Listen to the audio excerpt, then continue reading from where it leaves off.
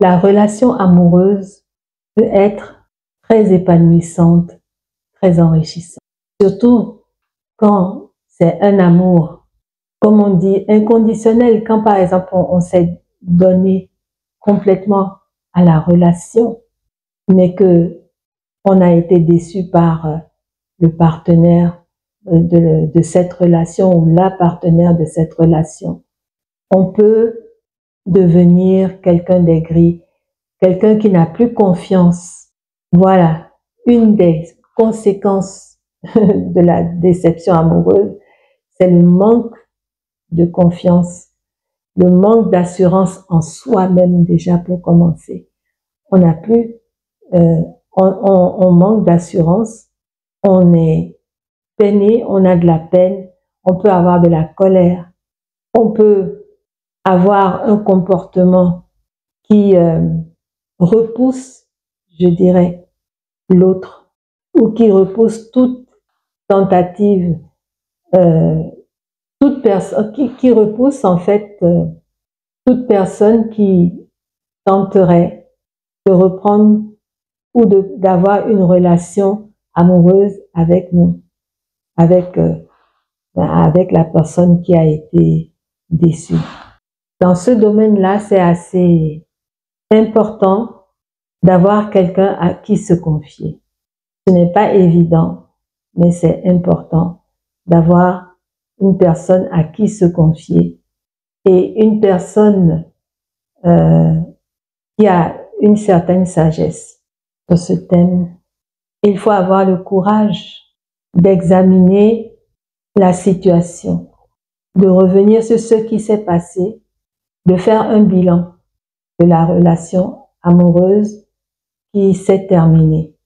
Il faut avoir ce courage-là, mais pour ça, comme je le disais, il faut pouvoir se confier à une personne expérimentée, à une personne, oui, expérimentée, mature dans ce domaine-là, qui pourra donner les conseils nécessaires.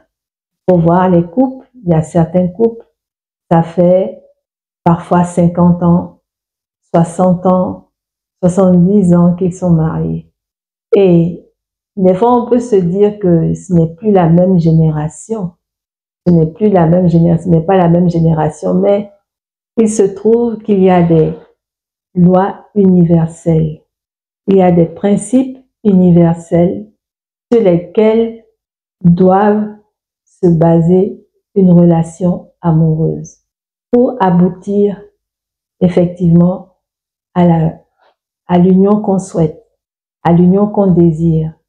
Donc, ce sont vers ces personnes-là qu'il faut se retourner pour demander conseil, pour peut-être pas dévoiler complètement la situation, mais demander conseil, parler, afin que ces personnes-là vous instruisent ou ces personnes-là t'instruisent.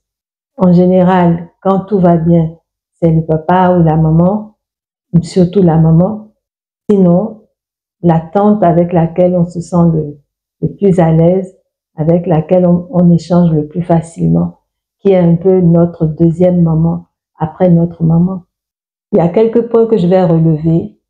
Je ne connais pas tout, je n'ai pas la science infuse, mais je me suis rendu compte que pour bâtir une relation saine, il fallait savoir communiquer. Il faut absolument communiquer de manière claire et honnête dans la relation de couple, dans la relation amoureuse. Malheureusement, nous avons, en fonction du milieu d'où l'on vient, de la famille dans laquelle nous avons été éduqués, et surtout du côté africain, c'est le genre de conversation qui peut être considéré comme tabou. Les enfants ont du mal à se livrer à leurs parents parce que les parents n'ont pas pris l'habitude aussi de communiquer avec leurs enfants, de leur parler, d'aborder certains sujets primordiaux dans la vie de l'enfant pour la personne qu'elle est en train de devenir. Donc, le plus gros challenge dans une relation saine, dans une relation amoureuse saine, fondée sur des bases saines, c'est la communication. Apprenez à communiquer. Apprends à communiquer. Et quand on communique, il faut savoir écouter. Pas seulement entendre, il faut savoir écouter l'autre et savoir quand parler, quand intervenir, dans le respect. Ça ne sert à rien de s'énerver dans la communication. Il est vrai, ça peut arriver, mais évitez de s'énerver. Ça crée des frustrations parce que la partie en face peut décider de ne plus rien vous dire, de ne plus rien te dire, alors que vous avez besoin de communiquer, d'échanger, de parler. Donc, c'est tout à fait normal de pouvoir parler. C'est vrai que dans les relations amoureuses en général, on ne montre jamais qui on est complètement. On ne se montre jamais complètement. Parce qu'on a peur de décevoir, on a peur non seulement de ne pas être compris, mais on a peur de perdre l'autre, on a peur de l'éloigner si jamais on montre qui nous sommes vraiment, on a peur que cette personne-là s'éloigne. Mais c'est une erreur. Parce que si, en te montrant tel que tu es, en étant toi-même dans la relation, l'autre s'éloigne, ça veut dire que ce n'est pas cette personne-là qu'il te faut. Ce n'est pas cette personne-là avec qui tu vas construire une relation saine. S'il y a des choses que tu n'apprécies pas, n'hésite pas à le dire, mais de manière courtoise, de manière apaisée, sans s'énerver. Donc, il y a entre l'homme et la femme, il y a tellement de contentieux des fois avec l'évolution de nos sociétés.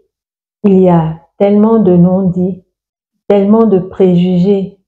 On se fait déjà une idée de ce que devrait être la relation amoureuse.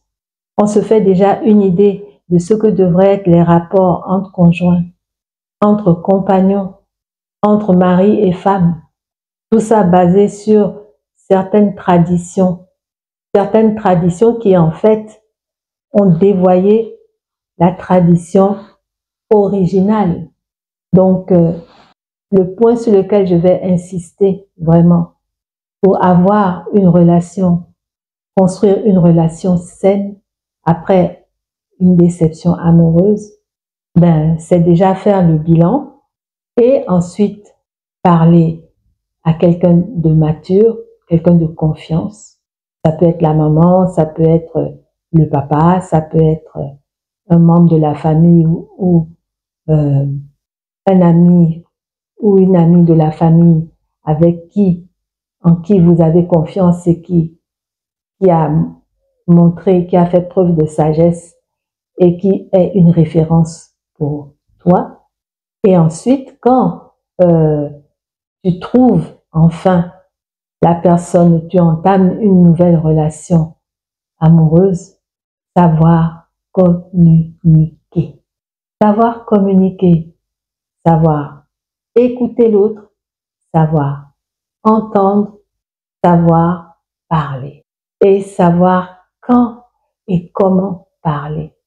C'est extrêmement important de garder le respect, de faire preuve de respect vis-à-vis de l'autre et que l'autre fasse preuve de respect vis-à-vis de toi. C'est essentiel. Donc voilà ce que moi je pouvais te dire sur ce qui est de reconstruire une relation saine sur des bases saines, une relation amoureuse sur des bases saines. Je te souhaite une magnifique journée. J'attends donc tes propositions ou tes commentaires dans la partie commentaires. Je te souhaite une magnifique journée et surtout, prends bien soin de toi.